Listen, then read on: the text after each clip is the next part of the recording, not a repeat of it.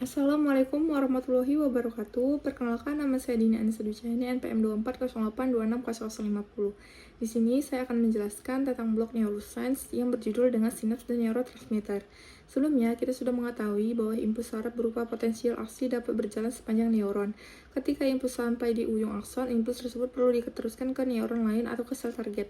Tempat terjadi komunikasi tersebut disebut sinaps. Sinaps adalah tempat komunikasi antara neuron dengan neuron lain atau dengan sel target seperti sel otot dan sel kelenjar. Sinaps terdiri dari 3 bagian, yaitu presinaptik sebagai pengirim sinyal, sela sinaptis sebagai ruang antar sel, dan juga postsinaptik sebagai penerima sinyal. Berdasarkan mekanismenya, sinaps dibagi menjadi 2, yaitu sinaps kimia dan juga sinaps listrik. Sinaps kimia menggunakan neurotransmitter dan merupakan jenis yang paling umum, sedangkan sinaps listrik memungkinkan ion berpindah melalui gap junction sehingga pengantarannya sangat cepat.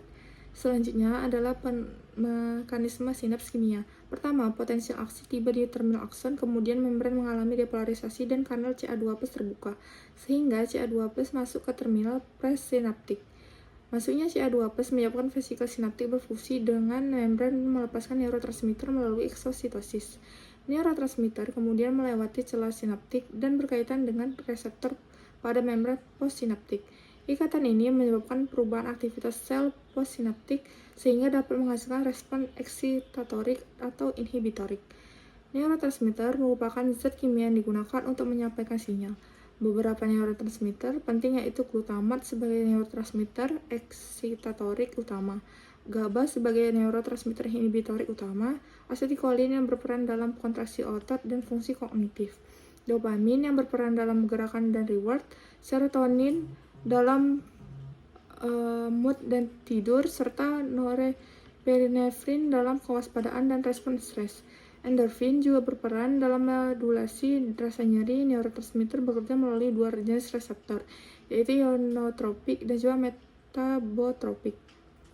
Reseptor ionotropik bekerja langsung pada kanal ion, sehingga responnya cepat, sedangkan reseptor metabotropik bekerja melalui protein G dan second messenger, sehingga responnya lebih lambat tetapi dapat berlangsung lebih lama.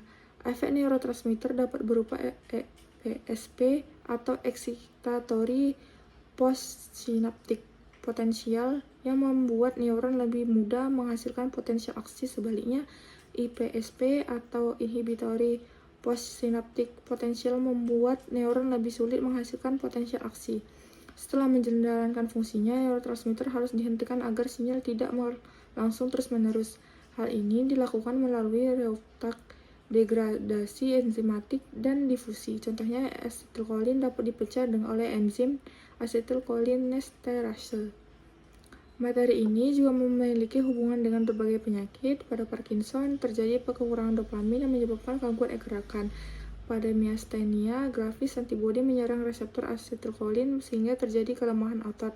Pada Alzheimer, terjadi gangguan di sistem neurotransmitter termasuk sistem Colli-Gernet. Sedangkan pada epilepsi, terjadi aktivitas listrik neuron yang berlebihan akibat ketidakseimbangan aktivitas eksitatorik dan inhibitorik. Jadi, dapat disimpulkan bahwa sinaps merupakan tempat komunikasi antar neuron atau neuron dengan sel target. Pada sinaps kimia, potensial aksi menyebabkan masuknya Ca2+, kemudian neurotransmitter dilepaskan dan berkaitan dengan reseptor postsinaptik. Neurotransmitter dapat menghasilkan efek eksitatorik maupun inhibitorik. Kemudian, sinyal dihentikan melalui reuptake, degradasi enzimatik, atau difusi. Mungkin segini saja materi yang dapat saya sampaikan. Apabila ada salah, saya mohon maaf. Assalamualaikum warahmatullahi wabarakatuh.